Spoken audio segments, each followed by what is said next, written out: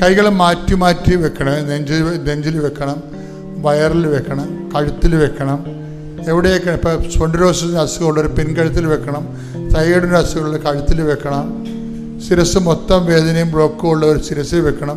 നെഞ്ചുവേദനക്കാർ ഹാർട്ടിന് ബ്ലോക്കുള്ളവർ ഹാർട്ടിൽ വെക്കണം. കരളുകാരനുള്ളവർ നെഞ്ചിനെ കൊണ്ട് താഴെ വെക്കണം. ഉദര രോഗികൾ വയറിൽ വെക്കണം. ആരോഗ്യ കുഞ്ഞുങ്ങളില്ലാത്തവർ അടിവയറ്റിൽ വെക്കണം. അതുപോലെ എവിടെയാണ് രോഗം അവിടെയാണ് കൈവച്ച് മാറ്റി മാറ്റി വെക്കേണ്ടത്. അത് മാതാവിൻ്റെ മധ്യസ്ഥയിലാണ് ഞാൻ വെക്കുന്നത്, ഈശോൻ്റെ നാമത്തിലാണെന്ന് ഓർത്താൽ മതി. എന്ന് പറഞ്ഞ് ഞാൻ കൈകൾ എൻ്റെ ശരീരത്തിൽ വെക്കുന്നു, അതെൻ്റെ അമ്മയുടെ മധ്യസ്ഥയിലാണ്, അതെൻ്റെ ഈശോൻ്റെ നാമത്തിലാണ്. ഇനി നിങ്ങൾക്ക് രോഗം ഇല്ലെന്ന് വിചാരിച്ചോ, നിങ്ങളുടെ ബന്ധുക്കൾക്കോ വീട്ടുകാർക്കോ ആർക്ക്, നിങ്ങളുടെ സുഹൃത്തുക്കൾക്കോ ആർക്ക് രോഗം ഉണ്ടായാലും അവർ നിങ്ങളുടെ ജാമ്യം, ഇപ്പം ജിൻസി അല്ലേ, ജിൻസിയുടെ ജാമ്യത്തിലല്ലേ പ്രിൻസിക്ക് അനുഗ്രഹം കിട്ടിയത്. അപ്പം തീർച്ചയായിട്ടും അത് ട്രാൻസ്ഫറബിളാണ്. നിങ്ങളുടെ വിശ്വാസത്തിൽ നിങ്ങൾക്ക് വിശ്വാസം ഇല്ലാത്തവർക്ക് വേണ്ടി പ്രാർത്ഥിക്കാം. അവരെ കർത്താവ് നിങ്ങളുടെ അടിസ്ഥാനത്തിൽ വീണ്ടെടുക്കും. ശ്രുതിക്കട്ടെ. ഹല്ലേലൂയ.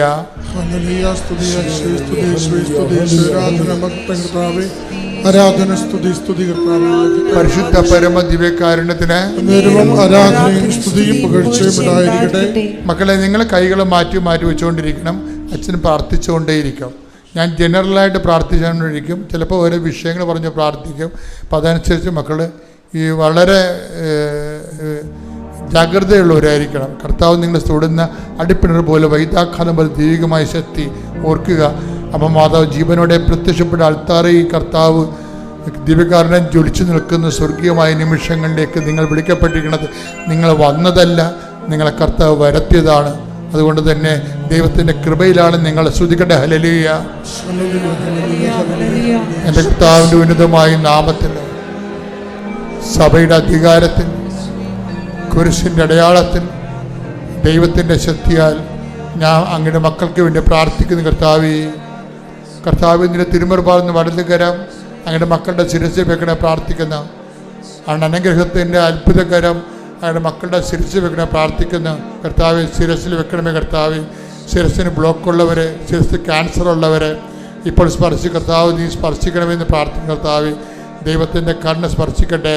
ദൈവത്തിൻ്റെ ശക്തിയിലേക്ക് അടിപ്പിണർ പോലെ വൈദ്യാഘാതം പോലെ ദൈവികമായ ശക്തി എനിക്ക് ഒഴുകട്ടെ. കർത്താവേ, ഈ നിമിഷം സ്പർശിക്കണേ. കർത്താവേ, ഉദര രോഗികളെ സ്പർശിക്കണമേ. കർത്താവേ, ഉദര രോഗികൾ, ഉദരത്തിൽ പുണ്ണുള്ളവർ കർത്താവ്, അൾസർ രോഗികളെ സ്പർശിക്കണേ. കർത്താവേ, അൾസർ രോഗികളെ സ്പർശിക്കണേ. കർത്താവേ, അരസസ് രോഗികളെ സ്പർശിക്കണമേ. കർത്താവേ, നടുവേദനക്കാരെ സ്പർശിക്കണമേ. കർത്താവേ, കുടലിപ്പ് കുരുക്കുള്ളവരെ സ്പർശിക്കണേ. കർത്താവേ, കോളം രോഗികളെ സ്പർശിക്കണേ. കർത്താവേ, ഈശോ എല്ലാ മക്കളെയും ശ്രദ്ധ നിന്റെ ദൈവികമായ ശക്തി കൊടുക്കട്ടെ. കർത്താവേ, കരൾ രോഗികളെ സ്പർശിക്കണമേ, ഉദര രോഗികളെ സ്പർശിക്കണമേ, ഹൃദയ രോഗികളെ സ്പർശിക്കണമേ, തൈറോയ്ഡ് രോഗികളെ സ്പർശിക്കണമേ. യേശുവിന്റെ നാമത്തിൽ അപ്പാ അങ്ങേപ്പുത്രൻ യേശു ക്രിസ്തുവിന്റെ നാമത്തില് അപ്പാ കൈകൾ നീട്ടണമേ. അങ്ങേപ്പുത്രൻ യേശു ക്രിസ്തു നാമത്തില് അടയാളം സംഭവിക്കട്ടെ. അപ്പാ സ്വർഗീയപ്പ അങ്ങേപ്പുത്രനായ യേശു ക്രിസ്തു നാമത്തില് നടുവേദനകള്, കിഡ്നി രോഗങ്ങള്, ഹൃദയ രോഗങ്ങള്, മക്കളില്ലാത്തവര്, വിവാഹം ഒത്തുവരാത്തവര്, ജോലിയില്ലാത്തവര്, സാമ്പത്തിക തകർച്ചയുള്ളവര്, മക്കളെ കുറിച്ച് വേദന അനുഭവിക്കുന്നവര്, കേസാക്കപ്പെട്ടിരിക്കുന്നവര്, ജയിലിലായിരിക്കുന്നവര്, തടസ്സങ്ങളുള്ളവര്, സമാധാനമില്ലാത്തവര്, യേശുവിന്റെ ഉന്നതമായ നാമത്തിൽ സഭയുടെ അധികാരത്തിൽ കുരിശിന്റെ അടയാളത്തിൽ ജീവിത ദുരിതങ്ങള്, ജീവിത തടസ്സങ്ങള്, എല്ലാ ജീവിത ദുരിതങ്ങള് യേശുവിന്റെ നാമത്തിൽ മാറിപ്പോകട്ടെ. ശ്രദ്ധിക്കട്ടെ.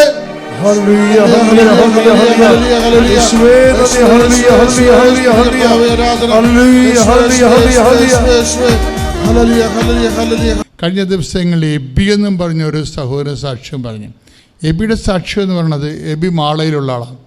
നിങ്ങളത് യൂട്യൂബിലുണ്ട്, നല്ല സാക്ഷ്യമാണ്. എബിയുടെ പ്രശ്നം, എബി ഒക്ടോബർ 2021 അയാളെ ഖത്തറിൽ വർക്ക് ചെയ്യുന്ന ഒരു ഓഫീസറാണ്. പെട്ടെന്ന് ആളെ കൊളാപ്സായിപ്പോയി. കോവിഡ് പിടിച്ചാണെന്ന് തോന്നുന്നത്. കോവിഡിൻ്റെ മൂർധന്യ സമയത്താണ് എബി കൊളാപ്സായിപ്പോവും. പുള്ളിക്ക് ഇങ്ങനെ ഇതിൻ്റെ ഈ റെസ്പിറേറ്ററി പ്രോബ്ലംസ് ഉണ്ടാകുന്നത് പുള്ളിക്ക് ഫീൽ ചെയ്യുന്നുണ്ട്. പക്ഷേ പുള്ളിയുടെ ഡ്യൂട്ടി കുറച്ച് കടുത്ത ഡ്യൂട്ടി ആയത് കാരണം അങ്ങനെ പെട്ടെന്ന് ഹോസ്പിറ്റലിലേക്ക് അഡ്മിറ്റ് ചെയ്യാൻ പറ്റുന്ന സാഹചര്യമല്ല. അതുകൊണ്ട് പുള്ളി അതും കൊണ്ട് നടന്ന് പെട്ടെന്ന് പുള്ളി ഫെയ്ഡായിപ്പോയി, വീണുപോയി. പിന്നെ ഇയാൾ ആംബുലൻസിലാണ് കൊണ്ടുപോണത്. ഖത്തർ ഹോസ്പിറ്റലിലേക്ക് കൊണ്ടുപോയി കഴിയുമ്പോൾ അവിടെ പുള്ളി ഉടനെ കോമയിലായിപ്പോവും. അതായത് പൾസ് ഡൗൺ ആകും, പ്രഷർ ഡൗൺ ആകും, പിന്നെ ഈ ഓക്സിജൻ കിട്ടണില്ല. പക്ഷേ എന്നിട്ട് ഇയാളെ കൊണ്ടുപോയി ഒരു ടെൻറ്റിലാണ് ഇടണത് പുറത്ത്. കോവിഡ് കാലത്തിൻ്റെ അവസ്ഥ അറിയാമല്ലോ, ഹോസ്പിറ്റലിലെ ബെഡെല്ലാം തീരും. പിന്നെ അവിടേക്കാണ് സ്വദേശി വിദേശി പ്രശ്നം വരണത്. അപ്പോഴവിടെ അക്കാലങ്ങളിലെല്ലാം ഈ വിദേശ രാജ്യങ്ങളിലെല്ലാം സ്വദേശികളെ എടുത്ത് കട്ടിലേക്ക് കിടത്തിയിട്ട് വിദേശികളെ കൊണ്ടുവന്ന് കൂടാരത്തിലിടും. ചത്തെങ്കിൽ ചത്ത്, ഉണ്ടെങ്കിൽ ഉണ്ട്. ട്രീറ്റ്മെൻറ്റ് നമ്മൾ കടന്നു പോകുന്നൊരു കാലമാണ് കോവിഡ് കാലം. നമ്മൾ ആരുമൊക്കെ ആണെന്നും പറഞ്ഞ് നടന്ന ഒരു കാലമുണ്ട്. പക്ഷെ നമ്മൾ അന്യനാട്ടിൽ ചെന്ന് കഴിയുമ്പോൾ എന്തെങ്കിലും സംഭവിക്കുമ്പോൾ നമ്മളവർക്കും PR കിട്ടിയിട്ടുണ്ട്, നമ്മൾ അവിടുത്തെ പൗരനാണ്, ആന കൂനെന്നൊക്കെ പറഞ്ഞാലും എന്തെങ്കിലും സംഭവിച്ചു കഴിഞ്ഞാൽ നീ എത്രാമത്തെ പൗരനാണെന്ന് അവർ പറയും നിന്നോട്. അതാണ് വിഷയം. നീ എത്രാമത്തെ പൗരനാണെന്ന് പറയും. 1ാമത്തെ പൗരനാണോ, 2ാമത്തെ പൗരനാണോ, 3ാമത്തെ പൗരനാണോ? ദൈവ പൈതലെ ബേസിക്കായിട്ട് ഓർക്കുക, നിൻ്റെ കയ്യിരിക്കുന്ന കാർഡല്ല നിനക്ക് തന്നിരിക്കുന്ന വേറൊരു കാർഡുണ്ട്. ഇത് നീ ആരാണെന്ന് പറഞ്ഞിട്ടുണ്ട്. നീ എനിക്ക് ബഹുമാന്യനാണ്, നീ എനിക്ക് പ്രിയങ്കരനാണ്, ഏത് കോവിഡ് വന്നാലും. റോമ 8:32 നമുക്ക് യേശുക്രിസ്തുവിന് നൽകിയവൻ അവനോടുകൂടെ സമസ്തവും നമുക്ക് നൽകുകയില്ലേ. ശ്രുതികടെ ഹല്ലേലൂയ. റോമ 8:32 സ്വപുത്രനെ പോലും ഒഴിവാക്കാതെ എന്ന് പറഞ്ഞ സ്വപുത്രനെ പോലും ഒഴിവാക്കാതെ നമുക്കെല്ലാവർക്കും വേണ്ടി അവനെ ഏൽപ്പിച്ചു തന്നവൻ അവനോട് കൂടെ സമസ്തവും നമുക്ക് ദാനമായി നൽകാതിരിക്കുമോ? കൈയടിച്ച് ശ്രദ്ധിക്കട്ടെ. ഹല്ലേലൂയ.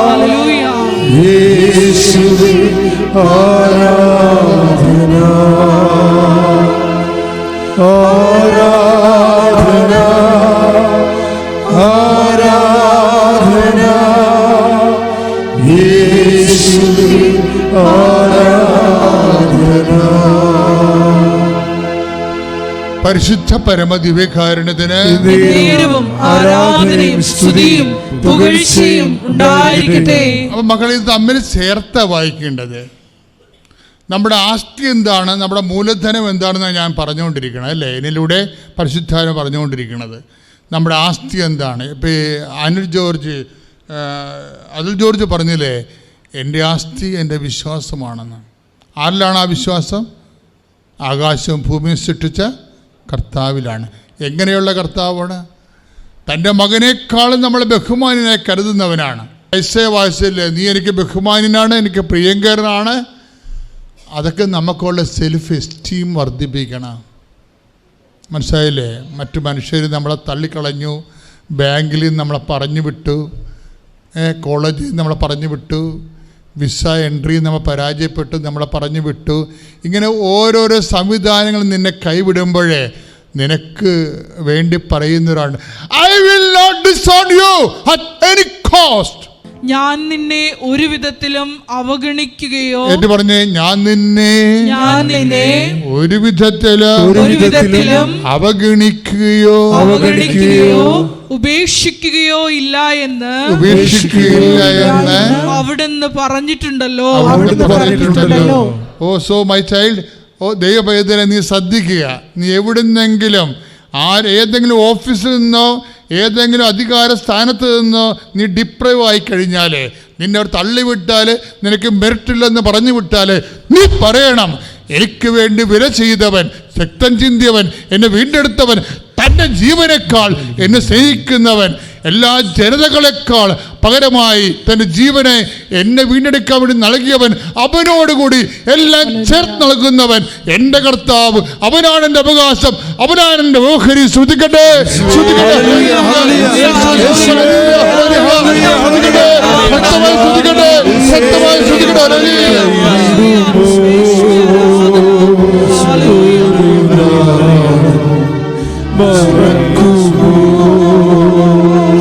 ഞാൻ നിന്നെ കൈവിടുമോ ഒരു നാളും മറക്കുമോ? ആര് മറന്നാലും മറക്കാത്തവൻ അന്ത്യത്തോളം കൂടെയുള്ളവൻ. അത് നെഞ്ചത്ത് വെച്ചുകൊണ്ട് ആര് മറന്നാലും മറക്കാത്തവൻ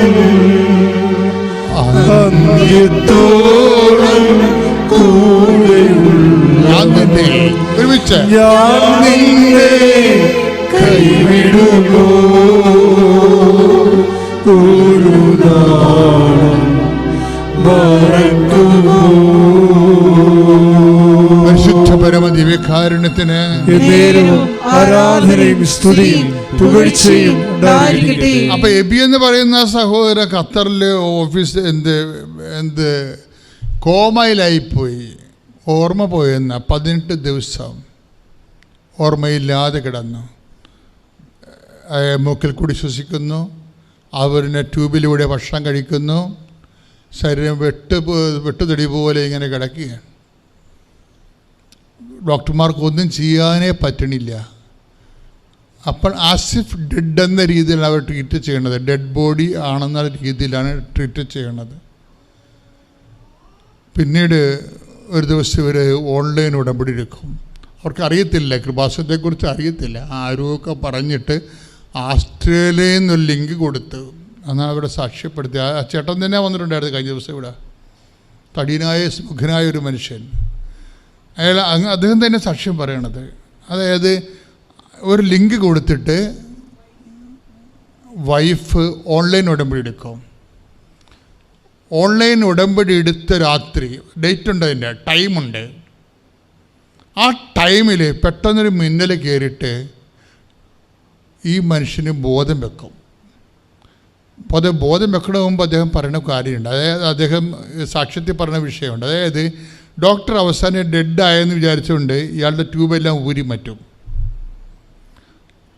ട്യൂബെല്ലാം ഊരി മാറ്റിയിട്ട് അത് ആ ട്യൂബ് ഊരി മാറ്റണതിന് സെക്കൻഡുകൾക്ക് മുമ്പാണ് ഒരു ഓൺലൈൻ ഉടമ്പടി എടുക്കുന്നത് വൈഫ്. പക്ഷേ ഈ മനുഷ്യൻ്റെ മനസ്സിൽ ഉടനെ മാതാവിന് ഈ മനുഷ്യൻ മനസ്സിൽ കാണും. കാര്യം ഓർമ്മയില്ല. എബി പറയണത് എൻ്റെ പേര് പോലും എനിക്ക് ഓർമ്മയില്ലെന്നാണ് പറയണത്. നീ ഒന്ന് ചിന്തിച്ച് ആ സിറ്റുവേഷൻ കണ്ട. നമ്മൾ പേര് വലിയ കാര്യമാണെന്നൊക്കെ പറഞ്ഞ് നടക്കില്ലേ.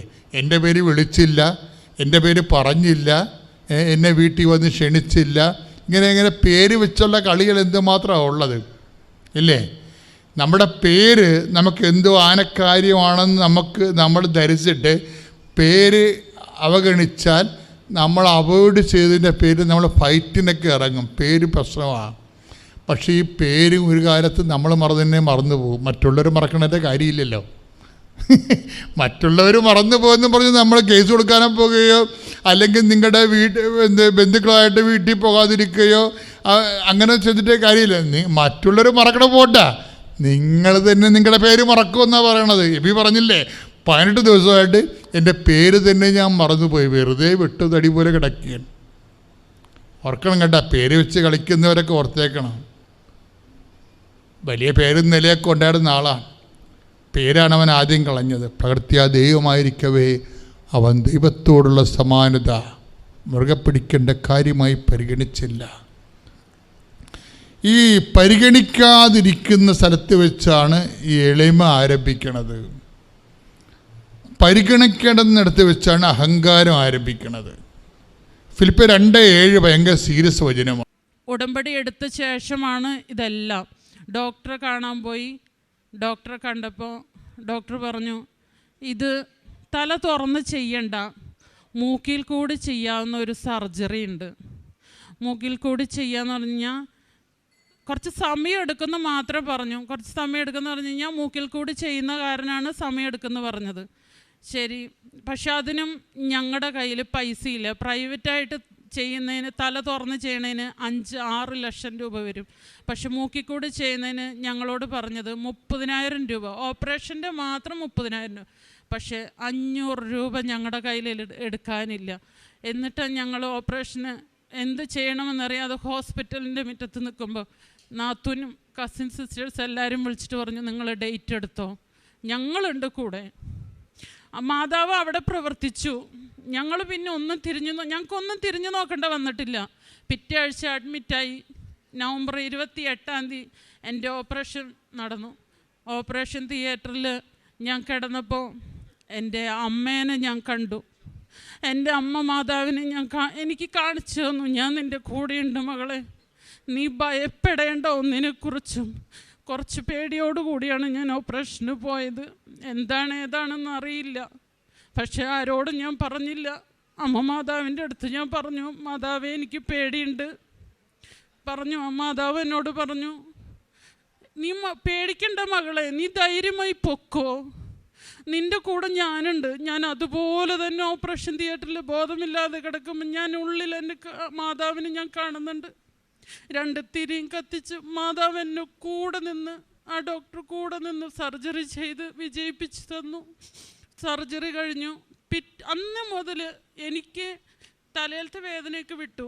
പക്ഷേ ഞാൻ പിറ്റേ ദിവസം എന്നെ ICU മാറ്റി. ICUയിൽ വെറുതെ കൊണ്ട് കിടത്തി. എനിക്കൊരു കുഴപ്പം എന്ന് വെച്ചാൽ ഞാൻ നോർമലായി. ICU മാറ്റി കഴിഞ്ഞ് കഴിഞ്ഞപ്പോൾ അവിടെ ഓരോരുത്തരും എനിക്ക് വേണ്ടിയിട്ട് മാതാവ് ഓരോരുത്തരെ നിയോഗിച്ചിരിക്കുകയായിരുന്നു. അവിടെ പൈസ ഇല്ല. പക്ഷെ വൈകുന്നേരം ആകുമ്പോഴത്തേക്കും ബില്ലടയ്ക്കാൻ പറഞ്ഞിട്ടുണ്ടെങ്കിൽ വൈകുന്നേരം ആകുമ്പോഴത്തേക്കും പൈസ ഞങ്ങളുടെ കയ്യിൽ എത്തിയിരിക്കും. ഒന്നും പേടിക്കണ്ട. ഇതിൻ്റെ ഒപ്പം തന്നെ എൻ്റെ മോള് എനിക്ക് ഉടമ്പടി ഉപ്പ് വെള്ളത്തിലിട്ട് എനിക്ക് തരുമായിരുന്നു, തൈലം തേച്ച് തരുമായിരുന്നു. ഇതൊക്കെ കഴിഞ്ഞ് ഡോക്ടർ തന്നെ പറഞ്ഞു, ഇത്രയും പെട്ടെന്ന് റിക്കവറായത് എന്ന് വെച്ച് കഴിഞ്ഞാൽ ഞാൻ ഒന്നിനും സംസാരിക്കാനും എടുക്കാനും പിന്നെ എനിക്ക് ഒരു കുഴപ്പമില്ല. ഞാൻ എഴുന്നേറ്റ് നടക്കുമ്പോഴാണെങ്കിലും തലകറക്കം വരും, മെല്ലെ നടക്കണം. എനിക്കും ഒരു കുഴപ്പമില്ല. ഞാൻ നടന്നു, ഞാൻ സ്പീഡിൽ നടന്നു. ബാത്റൂമിൽ പോകാനാണെങ്കിലും എല്ലാത്തിനും എനിക്ക് ഒരു കുഴപ്പമില്ല. എല്ലാത്തിനും ഓരോരുത്തരെ നിയോഗിച്ചിട്ടുണ്ടായിരുന്നു അവിടെ ഹോസ്പിറ്റലിലെ മാതാവ്. ഞാൻ വരുന്നത് വരെ എൻ്റെ അമ്മ ഓരോ മാസം ചെക്കപ്പിന് പോകുമ്പോഴാണെങ്കിലും ഒരു കുഴപ്പമില്ല. ഡോക്ടർ പറയും ഇനിയിപ്പോൾ വരണ്ട, കുഴപ്പമില്ല, 2 മാസം കഴിഞ്ഞ് വന്നാൽ മതി. ഒരു കുഴപ്പവും കൂടാതെ അമ്മ എൻ്റെ ആ ഓപ്പറേഷൻ വിജയിപ്പിച്ച് തന്നു. അമ്മ എൻ്റെ കൂടെ നിന്ന് എനിക്കത് നടത്തി തന്നത്, അതിന് അമ്മയ്ക്ക് 1000 നന്ദി സ്തുതി അർപ്പിക്കുന്നു. രണ്ടാമത് എനിക്ക് 1.5 വയസ്സുള്ളൊരു മോളുണ്ട്. ആ മോൾക്ക് സ്വിച്ചിൽ നിന്ന് ഷോക്കേറ്റ് കഴിഞ്ഞപ്പോൾ അപ്പം തന്നെ അവൾ ഒറ്റ കരച്ചിൽ നിന്നുപോയി. പിന്നെ അങ്ങോട്ടുമില്ല ഇങ്ങോട്ടുമില്ല. ഞാൻ വേഗം ഉടമ്പടി തൈലം എടുത്തുകൊണ്ട് വന്ന് മേലാസകലം തേച്ച് വിശ്വാസപ്രമാണം ചൊല്ലി. 3 പ്രാവശ്യം ചൊല്ലി തീർന്നില്ല. അതിനു മുമ്പ് അവൾ അമ്മയെന്ന് വിളിച്ചു. എഴുന്നേറ്റ് മടിയിൽ നിന്ന് ഇറങ്ങി നടന്നു. ഒരു കുഴപ്പമില്ല ഇപ്പോൾ അവൾക്ക്. അടുത്തത് ഹസ്ബൻഡിന് ഡിസംബർ 25 ഒരു ആക്സിഡൻ്റ് ഉണ്ടായെന്ന് പറഞ്ഞാൽ ആൾ ബൈക്കിന് പോകുമായിരുന്നു. ബൈക്കും കാറും തമ്മിൽ കൂട്ടിയിടിച്ചതാണ് മണ്ണൂത്തിയിൽ വെച്ചിട്ട്. കണ്ടു കഴിഞ്ഞ് കഴിഞ്ഞാൽ പറയും ഇടി കണ്ടു കഴിഞ്ഞ് കഴിഞ്ഞാൽ ആൾ പോയി എന്ന് പറയുള്ളൂ. അതുപോലുള്ള ഇടിയായിരുന്നു. പക്ഷേ മാതാവ് ഉടമ്പടി എടുത്ത കാരണമാണ് അമ്മ കൂടെ വരുന്നുള്ളത് ഇതിന് തെളിവാണ്. ആൾക്ക് ഒരു കുഴപ്പവും കൂടാതെ കാലിൻ്റെ മുട്ടിനും കൈയുടെ ഇവിടെ മാത്രം തൊലി പോയി, വേറെ ഒരു കുഴപ്പമുണ്ടായില്ല. എല്ലാത്തിനും അമ്മ എൻ്റെ കൂടെയുണ്ട്, ഇനി എൻ്റെ കൂടെ ഉണ്ടാകും. അമ്മയ്ക്കും ഈശോപ്പച്ചനും 1000 നന്ദി സ്തുതി അർപ്പിക്കുന്നു. എൻ്റെ പേര് ഡെൽന ഡിൽജിൻ. ഞാൻ വയനാട്ടിൽ നിന്ന് വരുന്നു. ഞാനിവിടെ ആദ്യമായിട്ട് ഉടമ്പടി എടുക്കുന്നത് ഓഗസ്റ്റ് 15, 2022 ഞാൻ 2 വർഷം മുമ്പ്, അതായത് കൊറോണ കഴിഞ്ഞ സമയം മുതൽ ഞാൻ IELTS പഠിക്കുന്നുണ്ടായിരുന്നു. എനിക്ക് UK സ്റ്റുഡൻറ്റ് വിസയിൽ പോയി അവിടെ പഠിക്കണം എന്നായിരുന്നു ആഗ്രഹം. അങ്ങനെ 2 വർഷമായിട്ട് ഞാൻ IELTS പഠിക്കുന്നുണ്ടെങ്കിലും എനിക്ക് ഒരു എക്സാം പോലും എഴുതാൻ പറ്റുന്നുണ്ടായിരുന്നില്ല. ഞാൻ ഡേറ്റൊക്കെ എടുക്കാൻ നോക്കും, പക്ഷേ എന്തെങ്കിലും തടസ്സം വന്ന് എല്ലാം അങ്ങ് മുടങ്ങിപ്പോകുമായിരുന്നു. അങ്ങനെ ഞാൻ ഇവിടെ വന്ന് ഓഗസ്റ്റ് 15, 2022 ഞാൻ ഉടമ്പടി എടുത്തു. ഉടമ്പടി എടുത്തതിന് ശേഷം ഞാൻ വീണ്ടും IELTS പഠിക്കാൻ തുടങ്ങി. ഒക്ടോബർ മാസം ഞാൻ ഡേറ്റ് എടുത്തു, എക്സാം എഴുതി കഴിഞ്ഞപ്പം ഞാൻ അതിനു മുമ്പ് പല ഏജൻസിക്കാരെ വിളിക്കുമായിരുന്നു എനിക്കിങ്ങനെ UK പഠിക്കാൻ പോകണമെന്ന് പറഞ്ഞിട്ട്. പക്ഷേ ഏജൻസിക്കാരും എൻ്റെ പ്രൊഫൈൽ എടുക്കുന്നില്ല. കാരണം അവർ പറയുന്നത് ഡിപ്പെൻസിനെ വെച്ച് കൊണ്ടുപോകാൻ നോക്കുന്നത് കൊണ്ട് ഞങ്ങൾക്ക് താല്പര്യമില്ല ഈ നിങ്ങളുടെ പ്രൊഫൈൽ എടുക്കാൻ. കാരണം അത് എത്രത്തോളം സക്സസ് ആകും എന്നുള്ളത് അവർക്കറിയത്തില്ല. റിജക്ഷൻ വന്നു കഴിഞ്ഞാൽ അവരെ ബാധിക്കുമെന്നുള്ളത് കൊണ്ട് അവരെടുക്കില്ല എന്ന് പറഞ്ഞു. അങ്ങനെ ഉടമ്പടി എടുത്തതിന് ശേഷം ഞാനൊരു ഏജൻസിക്കാരെ കോൺടാക്റ്റ് ചെയ്യുകയും അവരെൻ്റെ പ്രൊഫൈൽ എടുക്കാമെന്ന് പറയുകയും അവർ പ്രോസസ്സിംഗ് ഒക്കെ സ്റ്റാർട്ട് ചെയ്തു. അവർ 3-4 യൂണിവേഴ്സിറ്റിയിലേക്ക് എൻ്റെ ആപ്ലിക്കേഷനൊക്കെ അയച്ചു. അങ്ങനെ ഞാൻ ഉടമ്പടി പ്രാർത്ഥന ചെല്ലുന്നുണ്ടായിരുന്നു. ഞങ്ങൾ ആ സമയത്ത് ഹൈദരാബാദായിരുന്നു താമസിച്ചുകൊണ്ടിരുന്നത്. എന്നെക്കൊണ്ട് പറ്റുന്ന രീതിയിൽ ഞങ്ങൾ നാട്ടിൽ വരുമ്പോഴാണേലും കാരുണ്യപ്രവൃത്തികൾ ചെയ്യുകയും പത്രം വിൽക്കുകയും ഒക്കെ ചെയ്യുന്നുണ്ടായിരുന്നു. ഇതെല്ലാം കഴിഞ്ഞ് എനിക്ക് കൃപാസന പത്രം എന്താ ചെയ്ത് പത്രം കൊടുക്കുന്നുണ്ടായിരുന്നു. വീടുകൾ കയറി ഇറങ്ങി ഞാൻ പത്രം കൊടുക്കുന്നുണ്ടായിരുന്നു നാട്ടിൽ വരുമ്പോഴൊക്കെ. എനിക്കവിടെ ഹൈദരാബാദ് കൊടുക്കാൻ പറ്റുന്നില്ലായിരുന്നു. അങ്ങനെ ഇതെല്ലാം കഴിഞ്ഞ് എനിക്ക് അവരിന്ന് 2 യൂണിവേഴ്സിറ്റിയിലേക്ക് അയച്ചു. എനിക്കൊരു യൂണിവേഴ്സിറ്റിയിൽ നിന്ന് എനിക്ക് ആപ്ലിക്കേഷൻ എൻ്റെ എടുത്തു സക്സസ് ആയി എന്ന് പറഞ്ഞുകൊണ്ട് വന്നു. ഫസ്റ്റ് ഇനീഷ്യൽ പേയ്മെൻറ്റ് അടയ്ക്കേണ്ട ഡേറ്റും എനിക്ക് യൂണിവേഴ്സിറ്റിയിൽ നിന്ന് വന്നു. ഞങ്ങൾ പൈസയൊക്കെ അറേഞ്ച് ചെയ്ത് വന്ന സമയം ആയപ്പോഴത്തേക്കും ഇവർ ഫസ്റ്റ് ഡെഡ് ലൈൻ തന്ന ഡേറ്റ് നവംബർ 11 ഈ നവംബർ 11 മുമ്പ് യൂണിവേഴ്സിറ്റി തന്നെ ഡെഡ് ലൈൻ അങ്ങ് ക്ലോസ് ചെയ്തു. അവർ പറഞ്ഞു നവംബർ 11 മുമ്പ് അടയ്ക്കണം എന്ന് പറഞ്ഞു. പക്ഷേ നവംബർ 11 ആയപ്പോഴത്തേക്കും ക്യാഷ് റെഡിയായി വന്നപ്പോഴത്തേക്കും യൂണിവേഴ്സിറ്റി ക്ലോസ് ചെയ്തുകൊണ്ട് എനിക്ക് ആ യൂണിവേഴ്സിറ്റിയിൽ ആ സമയത്ത് എനിക്ക് അഡ്മിഷൻ എടുക്കാൻ പറ്റിയില്ല. അപ്പം ഞാൻ ഇങ്ങനെ പ്രാർത്ഥിച്ചു, ദൈവമേ മാതാവ് എന്നെ കൈവിടുവാണോ, ഞാൻ എന്തുകൊണ്ടാണ് എനിക്കിങ്ങനെ കിട്ടാത്തതെന്നൊക്കെ ഓർത്തിരുന്ന് എൻ്റെ ഉടമ്പടി എന്തായാലും നവംബർ 15 എൻ്റെ ഉടമ്പടി തീരും. എനിക്ക് ഉടമ്പടി തീരുന്നതിന് മുമ്പ് എന്തെങ്കിലും ഈ വർഷമെങ്കിലും കയറിപ്പോയില്ലെങ്കിൽ എനിക്ക് ഒരു മാർഗവും ഇല്ല. കാരണം UK അവർ നിയമങ്ങളൊക്കെ കർശനമാക്കിക്കൊണ്ട് വരുന്നു. ഡിപ്പെൻസിനെ കൊണ്ടുപോകാൻ സാധിക്കുകയില്ല. സ്റ്റുഡൻറ്റ് വിസയിൽ പോകുന്നവർക്ക് നിയമങ്ങൾ മാറുന്നു എന്നറിഞ്ഞു കഴിഞ്ഞപ്പോൾ എനിക്ക് ഒരുപാട് സങ്കടമായി. ഞാൻ പല ദിവസവും രാവിലെ എഴുന്നേറ്റ് കരഞ്ഞ് പ്രാർത്ഥിക്കുമായിരുന്നു. ഇതിൻ്റെയൊക്കെ ഇടയ്ക്ക് നവംബർ 1 നവംബർ 15 എൻ്റെ ഉടമ്പടി തീരുന്നു. നവംബർ 1 ഞാൻ ഒരിക്കലും വിചാരിക്കാത്ത ഒരു അത്ഭുതം മാതാവ് എൻ്റെ ജീവിതത്തിൽ പ്രവർത്തിച്ചു. ഞാൻ UK ഒരു ജോബ് വിസയ്ക്ക് പോകണമെന്ന് ഒരു സ്വപ്നത്തിൽ പോലും ഞാൻ വിചാരിച്ചിട്ടില്ലായിരുന്നു. ഞാൻ സ്റ്റുഡൻറ്റ് വിസ എന്ന് തന്നെ മനസ്സിൽ വിചാരിച്ചുകൊണ്ടിരിക്കുമായിരുന്നു. അങ്ങനെ ഇരിക്കുമ്പോൾ എനിക്ക് നവംബർ 1 എന്നെ ഒരു ഏജൻസിക്കാർ വിളിക്കുന്നു. നിങ്ങളുടെ പ്രൊഫൈൽ അനുസരിച്ച് എൻ്റെ എഡ്യൂക്കേഷൻ വെച്ചിട്ട് എനിക്ക് UK ജോബ് വിസയ്ക്കുള്ള ഓപ്പർച്യൂണിറ്റി ഉണ്ടെന്ന് ഏജൻസിക്കാർ ഇങ്ങോട്ട് പറയുകയും ഞങ്ങൾ അതിൻ്റെ അടിസ്ഥാനത്തിൽ ബാക്കി കാര്യങ്ങളെല്ലാം നോക്കുകയും ചെയ്തപ്പോൾ എനിക്ക് ആ ജോലി ഏറ്റവും അനുയോജ്യമാണെന്ന് കാണുകയും ഞാൻ പലരോട് അന്വേഷിച്ചു. UK വർക്ക് ചെയ്യുന്നവരോടൊക്കെ അന്വേഷിച്ചപ്പോൾ എല്ലാവരും എന്നോട് പറഞ്ഞത് ഏറ്റവും നല്ല വിസയാണ്, ഇനി സ്റ്റുഡൻറ്റ് വിസ എന്നുള്ള വിഷയം അങ്ങ് വിട്ടേര്, ജോബ് വിസയ്ക്ക് കയറി പോരാൻ പറ്റിയ അതായിരിക്കും നല്ലതെന്ന് പറയുകയും ഞാൻ ആഗ്രഹിച്ചതുപോലെ എനിക്ക് എൻ്റെ ഫാമിലീനെയും ഹസ്ബൻഡിനെയും കൊച്ചിനെയും എൻ്റെ കൂടെ തന്നെ കൊണ്ടുപോയി അവർക്കും അവിടെ ഹസ്ബൻഡിന് അവിടെ ജോലി ചെയ്യാമെന്നുള്ളൊരു ഓപ്പർച്യൂണിറ്റി എൻ്റെ ഈ വിസയിൽ ഏജൻസിക്കാർ തരികയും അങ്ങനെ എല്ലാം കൊണ്ടും എനിക്ക് മാതാവ് ഏറ്റവും വലിയ അനുഗ്രഹം, ഞാൻ ഒരിക്കലും എൻ്റെ ജീവിതത്തിൽ സ്വപ്നം പോലും കാണാത്ത അത്രയും സാലറിയിൽ എനിക്കൊരു ജോലി അവിടെ നേടിത്തന്നു. ജോലിയെല്ലാം കിട്ടി. ഇതെല്ലാം കഴിയുമ്പോൾ എനിക്കൊരു പേപ്പർ വരാനുണ്ട്. അത് ഒറ്റ പേപ്പറും കൂടി വന്നാൽ എനിക്ക് UK പോകാം. ആ പേപ്പർ വരാൻ ഇച്ചിരി താമസമുണ്ടെന്ന് അറിഞ്ഞപ്പോൾ ഞാൻ ഈ കഴിഞ്ഞ ജനുവരി 22 ഞാനും എൻ്റെ ഒരു ഫ്രണ്ടും കൂടി ഇവിടെ വന്ന് പ്രാർത്ഥിച്ചു ഞാൻ മാതാവിനോട്, നാളെ ഞാൻ എൻ്റെ ഉടമ്പടി പുതുക്കി ഇവിടുന്ന് പോകുന്നതിന് മുമ്പ് എനിക്ക് ആ പേപ്പറും കൂടി ഒന്ന് മാതാവ് വരുത്തി തരണം. ഞാൻ ഇവിടുന്ന് ഉടമ്പടി പുതുക്കി ഇറങ്ങുന്നതിന് മുമ്പ് എനിക്ക് ഏജൻസിയിൽ നിന്ന് കോള് വരണം, എനിക്ക് ആ പേപ്പറും കൂടി കിട്ടി എന്നുള്ള കോള് വരണം എന്ന് പറഞ്ഞ് ഞാൻ മാതാവിനോട് ഇവിടുന്ന് കരഞ്ഞ് പ്രാർത്ഥിച്ചു. 22 വൈകുന്നേരം 10:03 എന്നെ ഏജൻസിയിൽ നിന്ന് വിളിക്കുന്നു, നിങ്ങൾക്ക് വന്ന ലാസ്റ്റ് ഉള്ള പേപ്പറും കൂടി നിങ്ങൾക്ക് കിട്ടിയിട്ടുണ്ട്, ഇനി നിങ്ങൾക്ക് ധൈര്യമായിട്ട് നിങ്ങളുടെ ഏതൊരു പറ്റിക്കലൊന്നുമല്ല, നിങ്ങൾക്ക് ധൈര്യപൂർവ്വം നിങ്ങൾക്ക് UK ജോലിക്ക് പോകാമെന്ന് പറഞ്ഞ് എനിക്ക് അവസാനമായിട്ട് ആ കോളും കൂടി വന്നു. അതോടുകൂടി ഞാൻ ഒരിക്കലും എൻ്റെ ജീവിതത്തിൽ ഞാൻ മാതാവ് എനിക്ക് തന്ന ഈ വലിയൊരു അനുഗ്രഹം ഞാൻ ഒരു കാലത്തും മറക്കുകയല്ല. കാരണം എനിക്ക് അത്രയ്ക്കും ആഗ്രഹമായിരുന്നു പുറത്തു പോകണം, എൻ്റെ കുടുംബത്തെ ഒന്ന് പുറത്ത് കൊണ്ടുപോകണം, ഞങ്ങൾക്കൊന്ന് പുറത്ത് പോയി സെറ്റിൽ ആവണം എന്നൊക്കെ ഉള്ളത്. അത് മാതാവ് എനിക്ക് ഇവിടെ വന്ന് ഉടമ്പടി എടുത്തതിന് ശേഷം മാത്രമാണ് എനിക്ക് ഇത്രയും വലിയൊരു അനുഗ്രഹം മാതാവ് എനിക്ക് തന്നത്. ഇത്രയും വലിയ അനുഗ്രഹം തന്ന മാതാവിനും കൃപാസനം പ്രസാദര മാതാവിനും ഈശോയ്ക്കും ഒരുപാട് നന്ദി. ജോലിക്ക് ഒരുപാട് സാധ്യതകളുണ്ട്. കാരണം സീനിയർ കെയർ വിസയാണ് കിട്ടിയേക്കുന്നത്.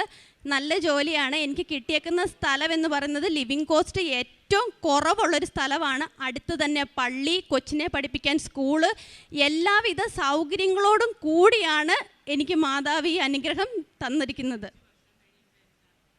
5 വർഷത്തിന് ശേഷം എനിക്ക് PR അപേക്ഷിക്കാമെന്നുള്ള ഒരു ഇതും കൂടി ഇതിനകത്ത് തന്നിട്ടുണ്ട്.